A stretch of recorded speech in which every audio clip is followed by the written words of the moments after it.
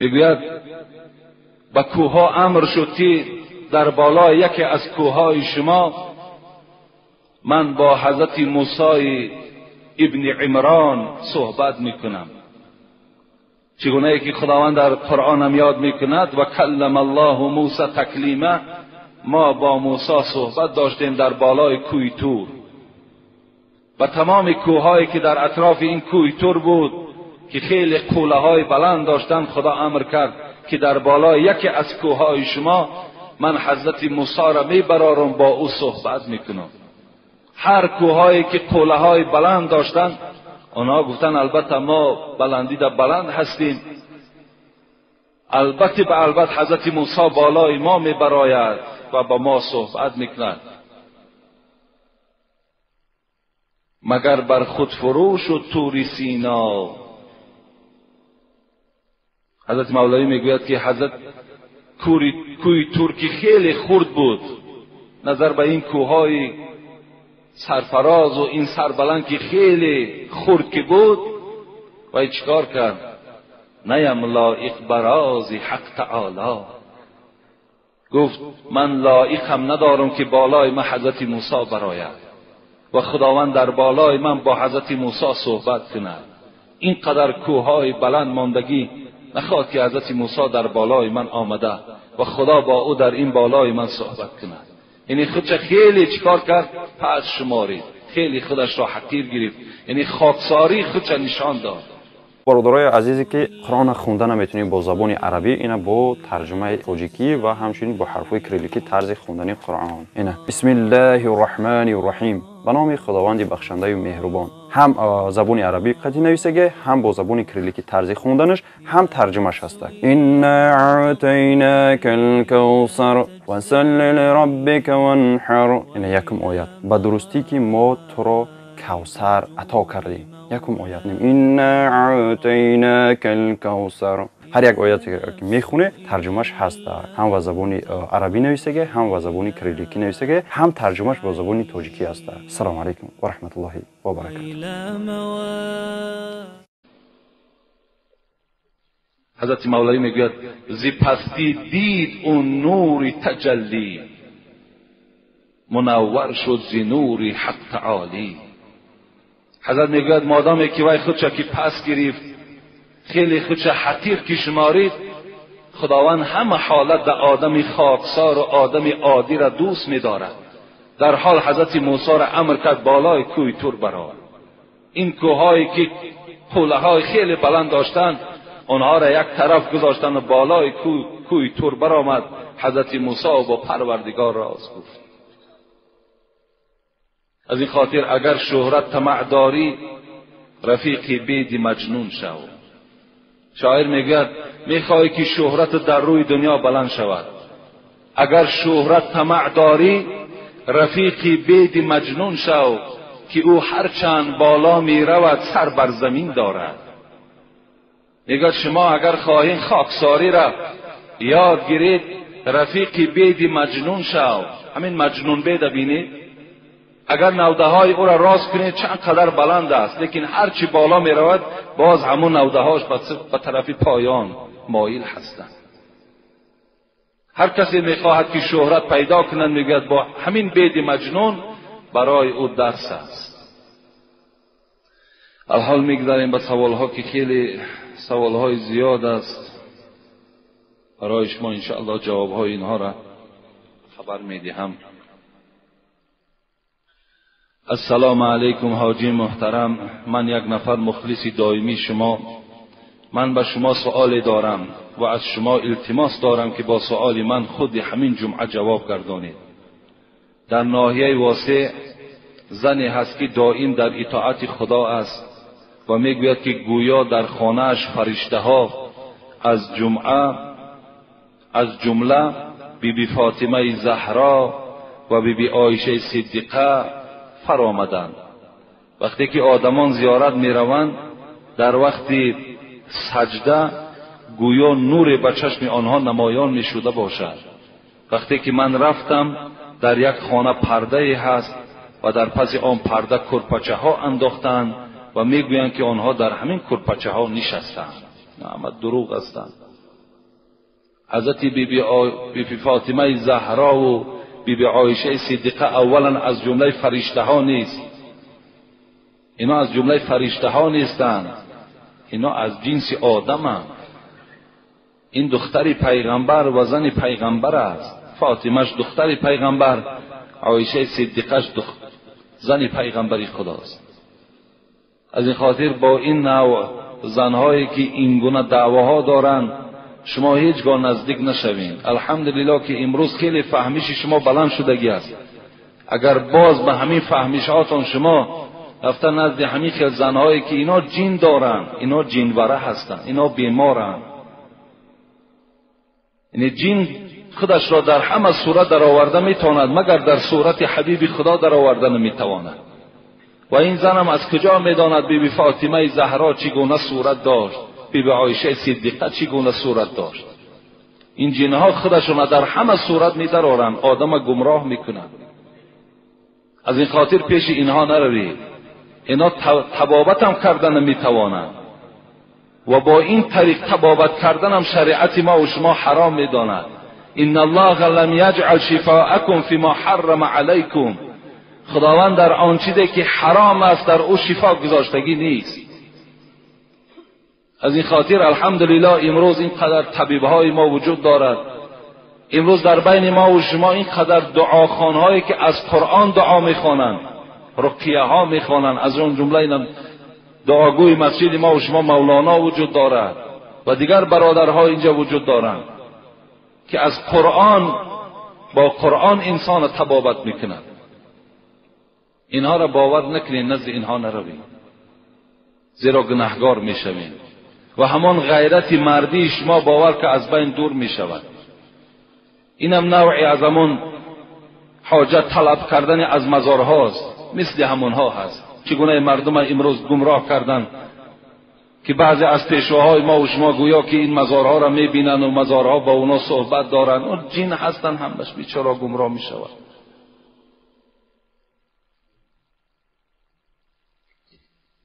نروید پیش اینها. السلام علیکم اکای حاجی میرزا، زنها بی مشکل کشا میکنند، درست است یا نه؟ من به همه شما یک سخن میگم، همت آگاه باشین برادرای عزیز. من هر یک سخنی که برای شما میگم وای سند دارد، وای دلیل دارد. من از پیش خود هیچ صحبت کردن نمیتوانم، زیرا این صحبت های مرا تمام جمهوری گوش میکند و در هر یک فتوایی که من برای شما میدهم من در نزد خدا مسئولم، جوابگرم. شاید که من از شما دیده از خدا بیشتر ترسم، شاید. از این خاطر من آن چیزی که میگم فقط برای آبادی اسلام است، برای پیشرو اسلام است، برای بیدار کردن شما است. از این خاطر فقط و فقط مدد از الله پرسید خلاص. نه پیش مشکل کشا روید، نه پیش مزارها روید، نه پیش فلانی روید. هیچ کدام اینها قدرت اینها هیچگاه به قدرت الله برابر شدن نمیتواند. خداوند میگوید من انسان ضعیف آفریدم، انسان ضعیف است خودش. این زنهایی که مشکل کشا میکنند، آخه مشکل کشا فقط پروردگار است و خلاص، دیگر هیچ کس مشکل ما را کشاده نمیتواند. به خدا قسم آنقدر مهر و اعتقادی که شما به همان مشکل کشاها دارین، به همان مزارهایی که دارین، اگر یک نصفی همو را به خدا قسم به الله ببند، همه مشکلاتی تو کشاده می شود.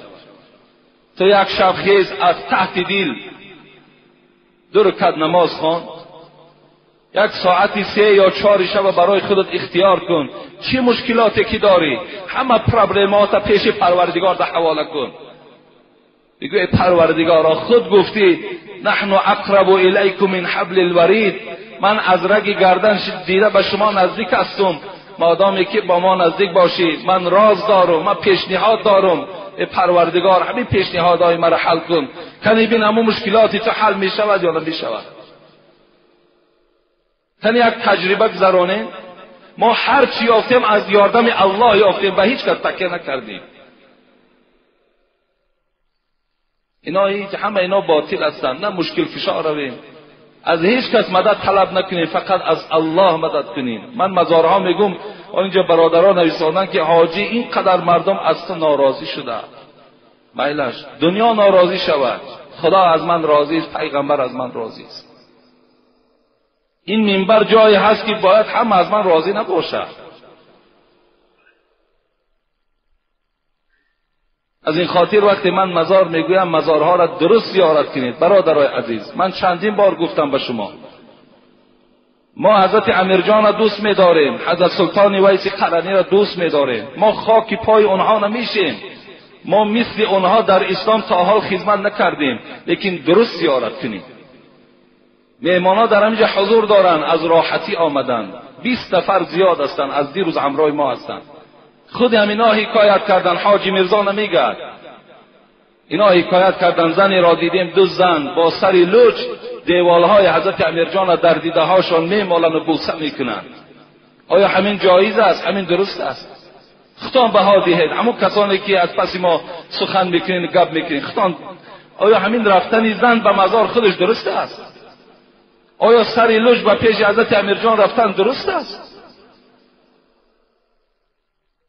خودتان حکم کنید. و فقط شما در یک صحبت که حاجی میرزا شدگی نیستین، هزارها داملا را در صحبت شستگی هستین، شاید از زبان اونها هم شنیده باشین.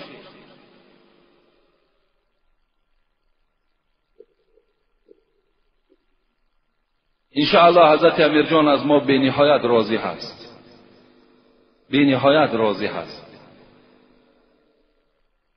که ما مردم را به راه درست دعوت داریم. برادرای عزیز، باز میگویم خیر احسانتان فقط و فقط برای برادرت کن، برای پدرت کن، برای مادرت کن، برای همسایه های فقیرت کن. امروز حضرت مولانا در دوشنبه ای میاسکم بیند در زیاد در اونجا گوسفند میکشن، همین درست است؟ همین میاسکم بینتی که میگویه مثل همون مزار گوسفند کشی ندارد. در کدام جای کتاب هست؟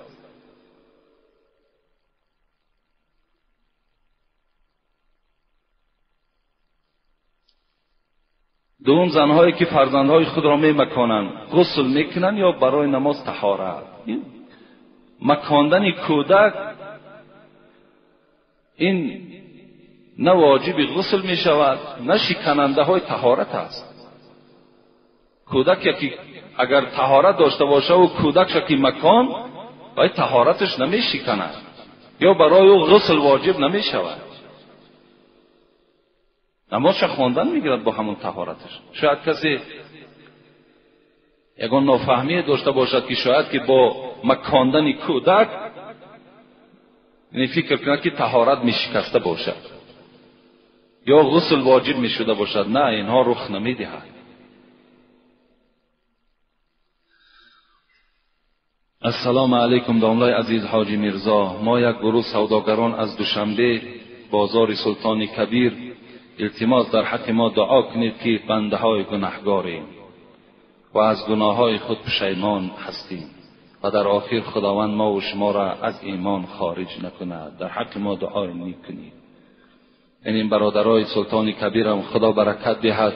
اکثریت سوداگرهاش برای همین آبادی مسجد ما این یک مبلغی هم روان کردند و دست برادر اکی حاجی آدینه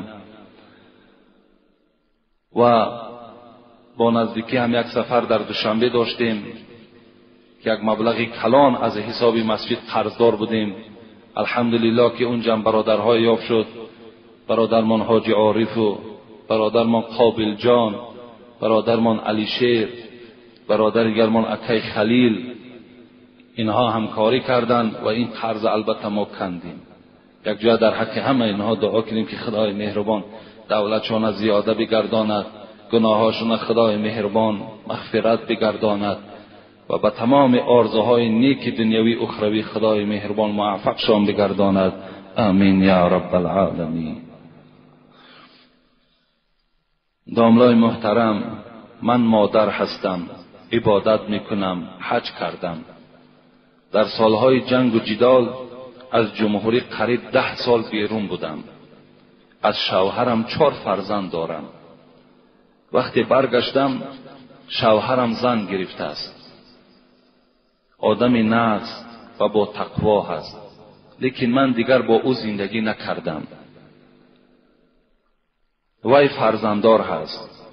سوال: آیا من طلاق طلب کنم؟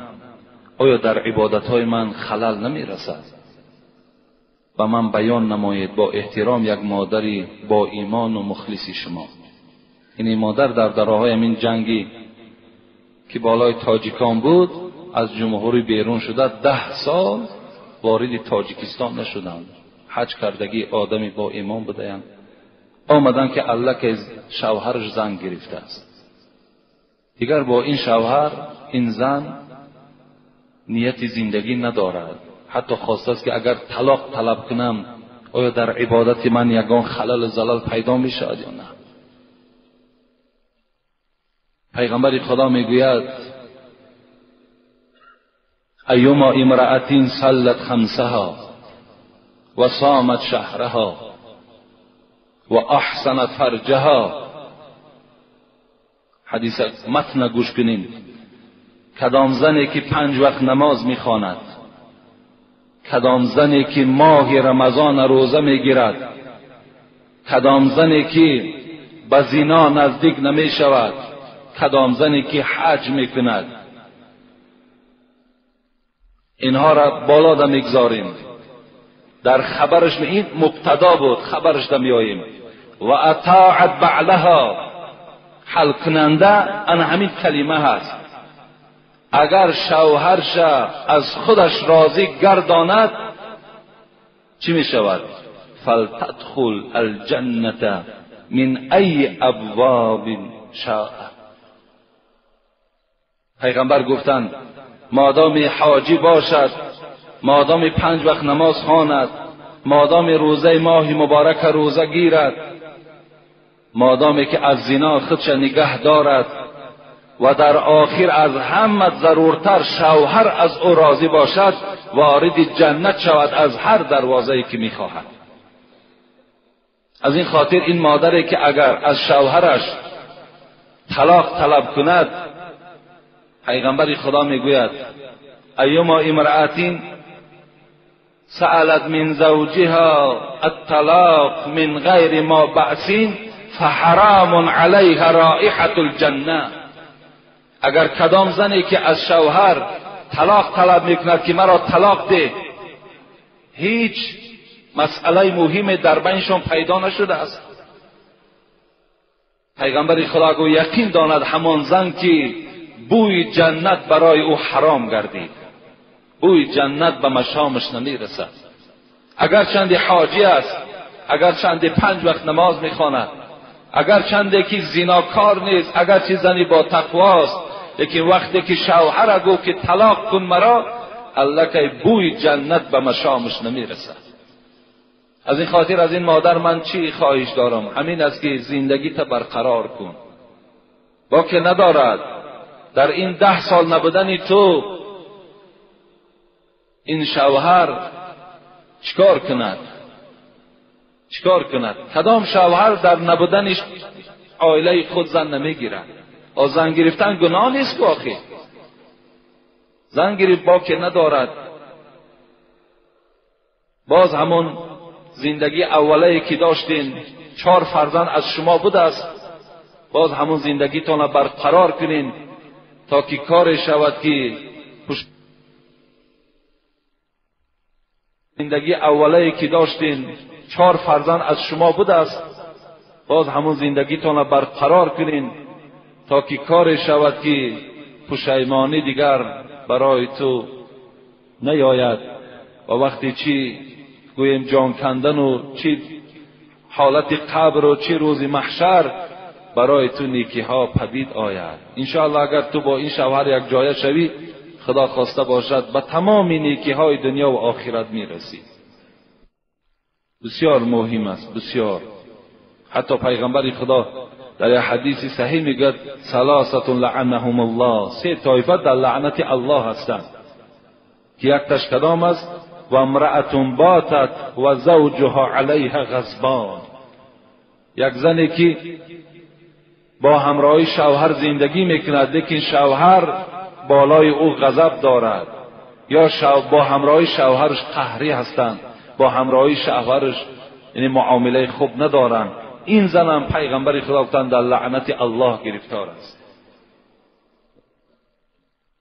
السلام علیکم داملای عزیز، من میخواستم بفهمم که در بر کردن طلا، انگشترین، دستمانه یا زیره یگان ثوابیت دارد یا نه؟ دوم، خویش و تباری که خود پسند باشند با آنها چه خیل مناسبت کردن در کار. سوم، بغیر از ماه قربان در ماه دیگر سفر حج کنی چی می شود؟ چهارم، خوردن سیر یعنی چیزناک چی ضرر دارد؟ از شما منت دارم. این برادر 4 سوال کردن. بغیر ماه قربان اگر کدام انسان سفر حج میکند، حج عمرش صحیح می شود، لیکن از حج فرضی واقع نمی شود. یعنی در ماه قربان کسی که اگر حج میکند و حج فرضی هست، لیکن در غیر ماهای قربانم ماها می توانیم که حج کنیم، لیکن حج عمره می شود، حج سنتی می شود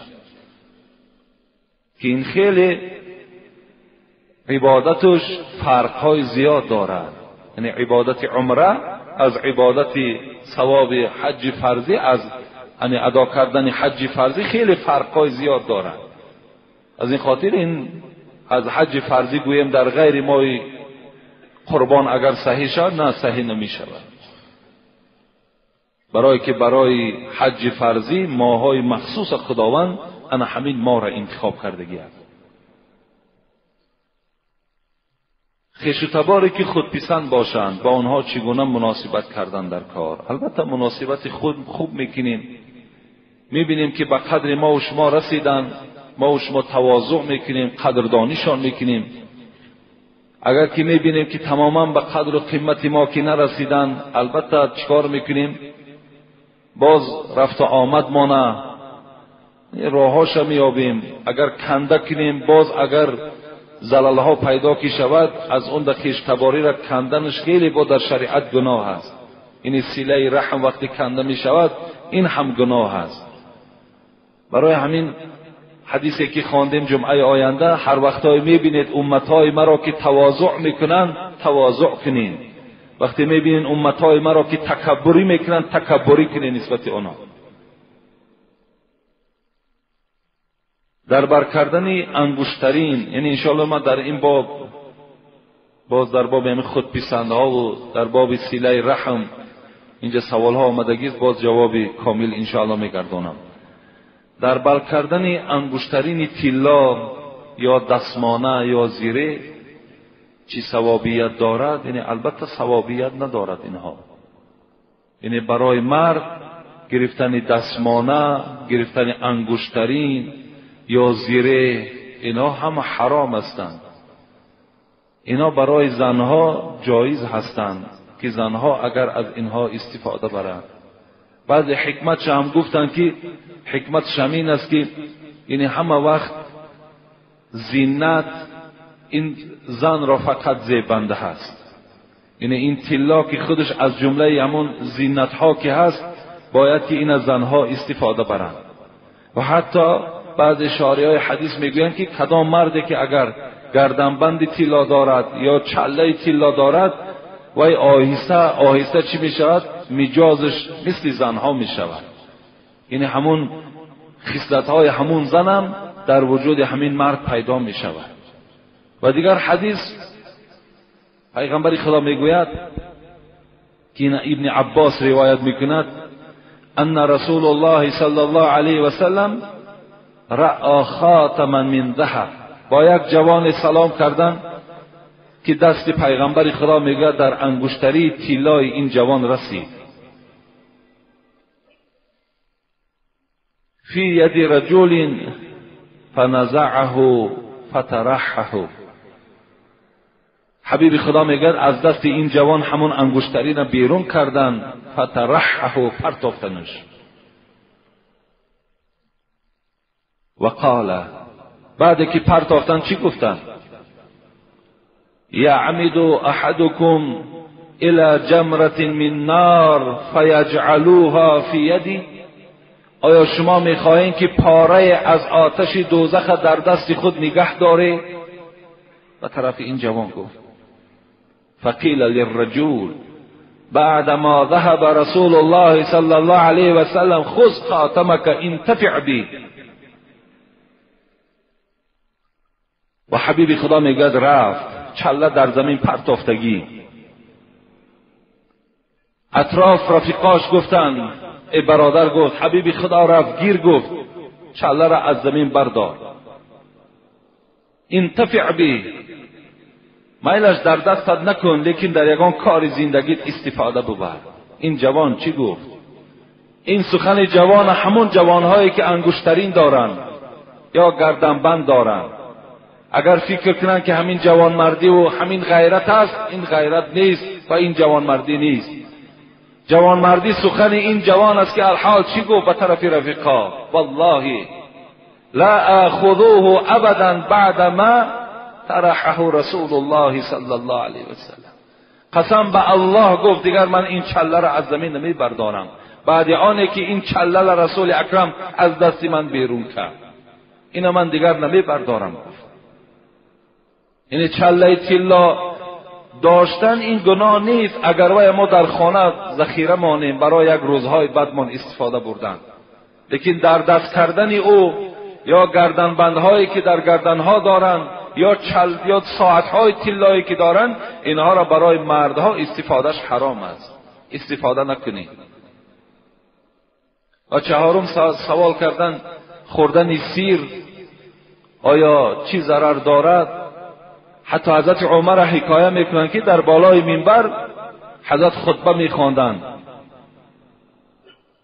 و به تمام مردم میگه در خطبه آگاه کرد که من دیدم که بار پیغمبر خدا نفرانی که پیاز و نفرانی که سیر خورده بودن از مسجد بیرونشان کرد. حضرت عمر گفتند از این خاطر پیغمبرم گفتند من اکل البصل و الثوم و الکراس هم گفتند. این همین چیزهای بدبوی مثل ممکن پودینه باشد، ممکن ترب باشد، اگر اینها را کسی سیر پیاز اینها را خورد، پیغمبر خدا چی گفتند؟ فلا یقربن مسجدنا فان الملائکه تتعزى مما یتعزى بنو آدم. گفتند پیغمبر خدا که کسی که اگر سیر میخورد پیاز میخورد با این بوی بد اگر مسجد خواهد که آید، حبیب خدا گفتن با این مسجد ما نزدیک نشود، زیرا این که ملائکه ها آزار میابند از بوی بد این، چگونه که یک برادری که در پهلوی او نشستگی است آزار میابند. این اگر در پهلوی شما الحال کسی سیر خورده باشد و از پهلوی و شما آزار یابید، تصور کنید که ملائکه ها هم از این جوان است یا از آن موی سفید است آزار میابد از این بوی بد. از این خاطر شما وقتی مسجد آمدنی کشیدید اینها را نخورید. پیغمبر خدا را گفتند چگونه استفاده کنیم چسناک و چگونه استفاده کنیم پیاز را؟ گفتند پخته خورید. گفتند یعنی وقتی شما که پختید و یا بوی بدی وای می رود در حالت پختگی خورید وای برای شما درست می شود. و تمام آن برادرانی که در برابر این سیر و پیاز مسجدها می آیید، احتیاط کنید که لباس هاتون بوی نکند. انا همین حدیث پیغمبر خدا دلیل می شود برای تمام آن کسانی که یعنی جورابهای بویناک دارند، و تمام آن کسانی که لباس هاشون بوی میکند، بدن هاشون بوی میکند، و تمام آن جوانهایی که امروز زیر کشهاشون چندگی نیست، جوانها و موی سفیدهایی که روز جمعه غسل نمیکنین، وقتی شما به نماز جمعه میآیید ملائکه ها از شما نفرت دارن، آزار مییابند. یک کاری کنید که یک جورابه های پوشید که در همون جای پای تو دیگر یک برادر سجده کرده تواند. مسجدها باید جای پاکیزه باشند، جای تازه باشند. شما هم وقتی روز جمعه که می شود سحر همه اسراف ها در امروز راه دادگی هستین، همین 20 درهم یک صابون چی است؟ یک بار نه 2 بار بدن هاتون خف کنید، تازه کنید، زیرای کشاتون تازه کنید، زیرا که هر چی اگر شما شویدم، لکن زیرا اگر زیر کشتان همون پشمها که اگر وجود داشته باشد وای خواهی نخواهی وای بوی میکنه.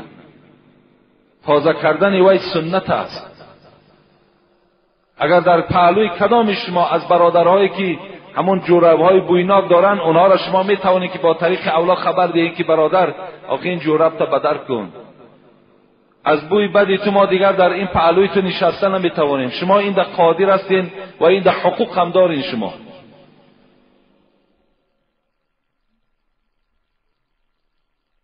السلام علیکم داملای عزیز و مهربان. چند نفر از شما ملال و ناراضی شدند نسبت اینجا در قوس گرفته است از بعضی برآمدهای ما، چه از خیر احسان ها را ما صحبت کردیم، چه از عرق نوش ها را صحبت کردیم.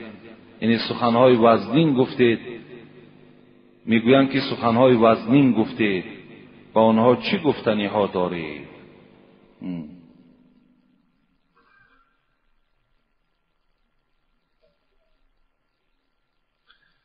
من هیچی گفتنی ندارم.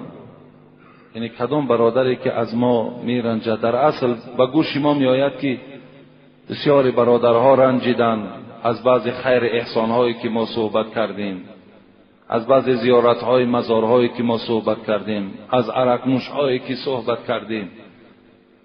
یعنی آن چیزی که ما گفتیم، ما آیت قرآن گفتیم، از احادیث‌های پیغمبر خدا گفتیم.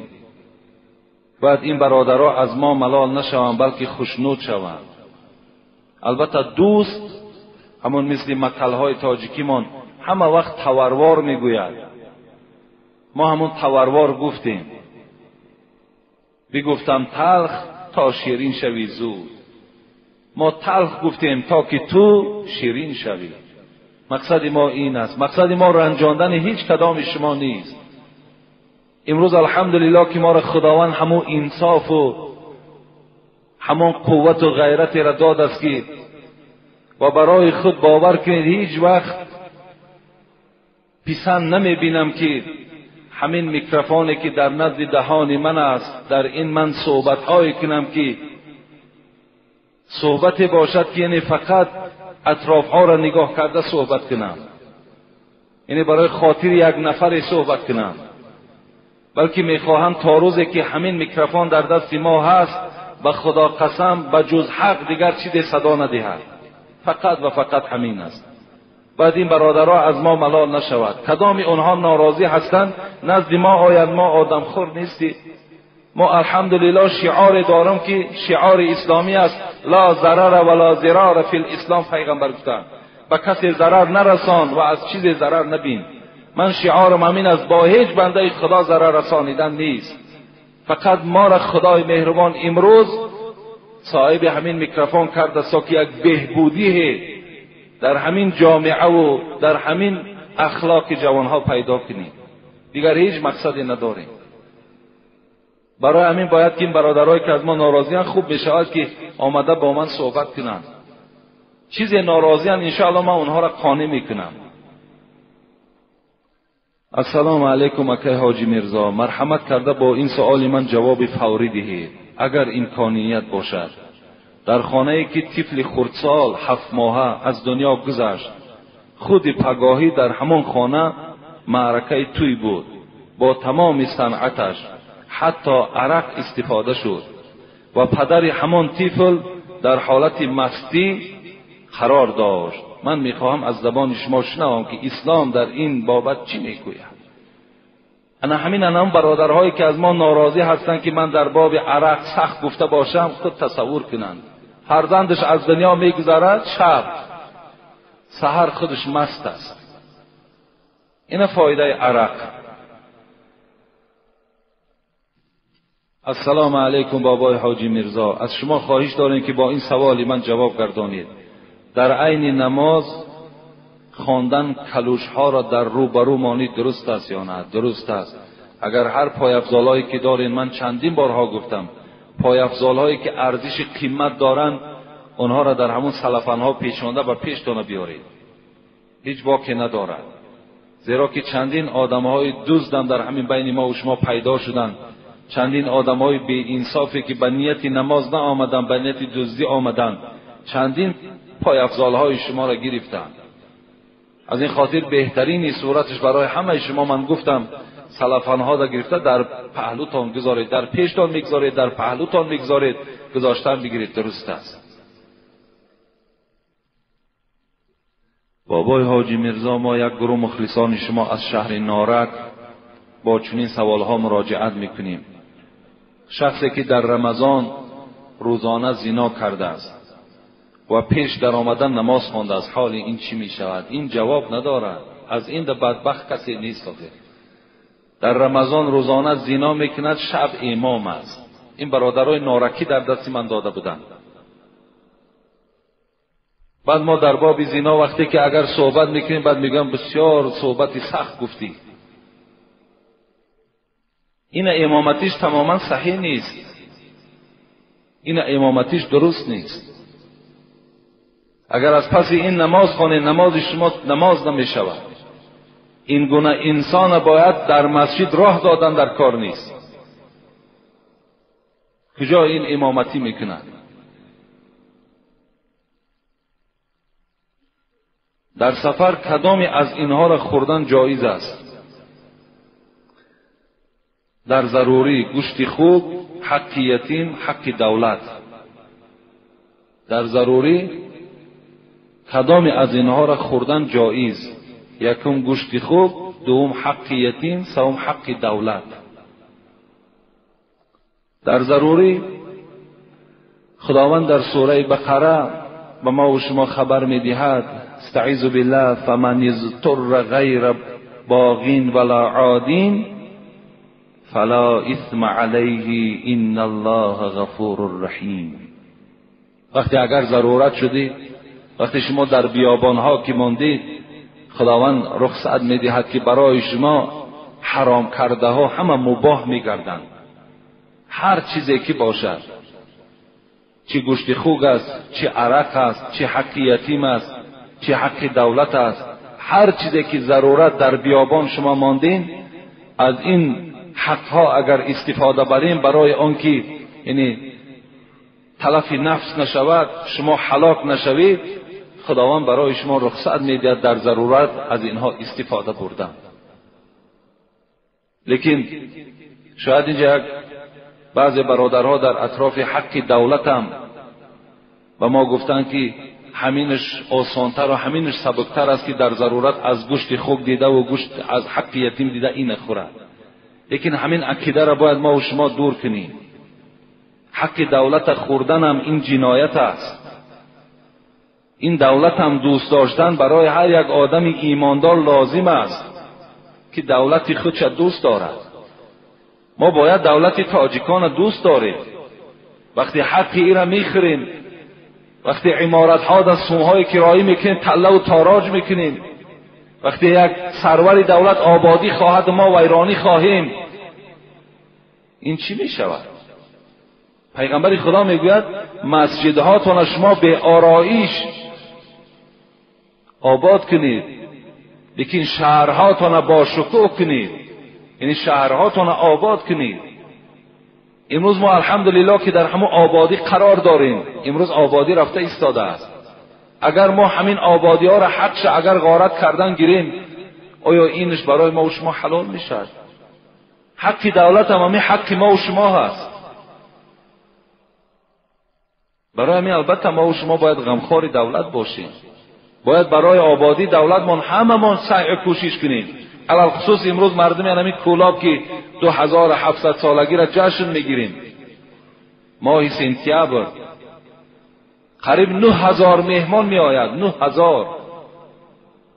باید هر کدام شما تیار باشید، هر کدام شما آبادی ها کنید تا که مهمان ها از ما و شما راضی باشند. اونا فقط یک مسجد ما نمی آیند، تمام گوشه و کنارها را اطراف ها را سیر میکنند.